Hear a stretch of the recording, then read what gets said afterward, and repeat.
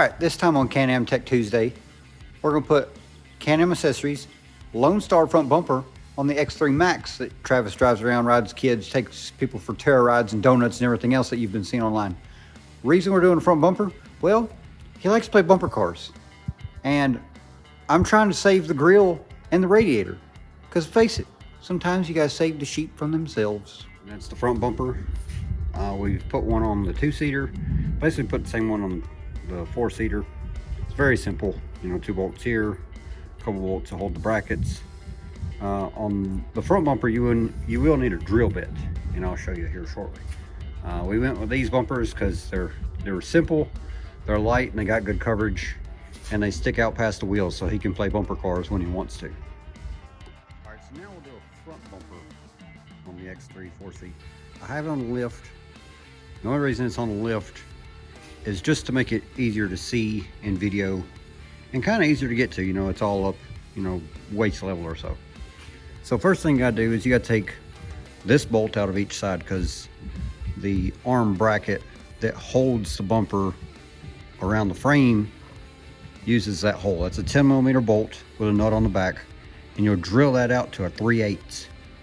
That way your new bolt will go through there. It'll have a little bit of play, but that way you put everything together loose. That way it all goes together nice and easy, and then you tighten it all up.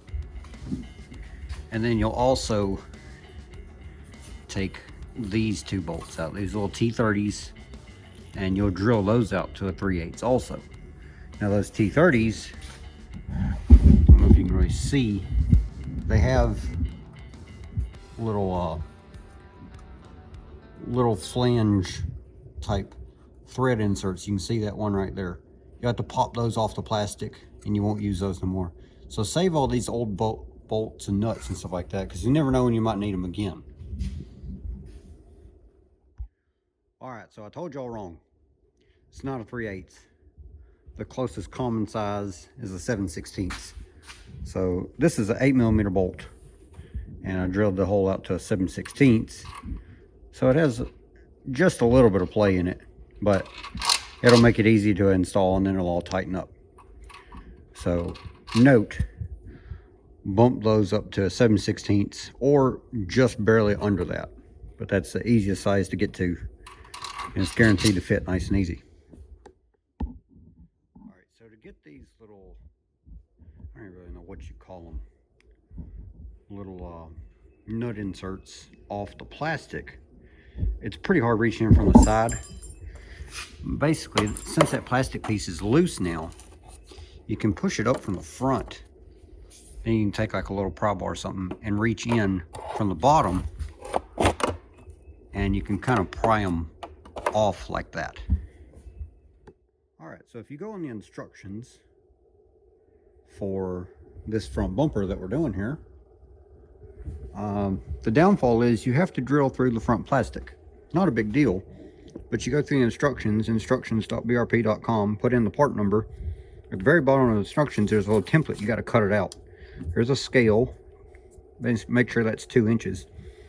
Basically, this is passenger side. You cut this little template out, and that traces out where the actual hole goes, and the hole is what's for these to push through.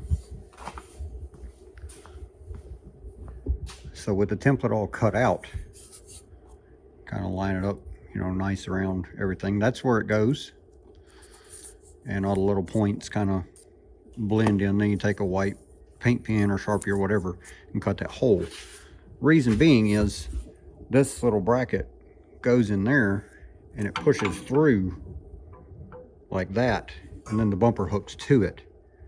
So once you get your hole traced out, take a drill bit, start your hole, cut it out with a razor blade, jigsaw, Dremel tool, whatever you want to cut it out with. And there you have it. You have your front bumper on. Use your little templates, trace your hole, then cut it out however you like. I drilled a hole, and I use like a little Dremel tool to cut it out. And then basically you'll put your bar through, get it in the bumper. You'll put your bolt through loosely, then put this bolt in loosely, get all the bolts in loose, and then go around, tighten them. I start at the frame, tighten the frame up, then tighten the sleeve up, and then tighten the two down here up. With these, you can reach in from this side and the wrench in from this side on the inside. It's easy to see. And that's basically it. The last thing we do is we put our little end caps in, and this bumper is ready to rip. Travis is now ready to play bumper cars. The reason we picked this bumper again is it's light, it's simple, it's good coverage on the front end, and it sticks out past the front tires. That way, if he does bump someone else's back bumper, mostly me or his other cars, it's not going to hurt anything. So there you go. Bumpers on the X3 4-seat.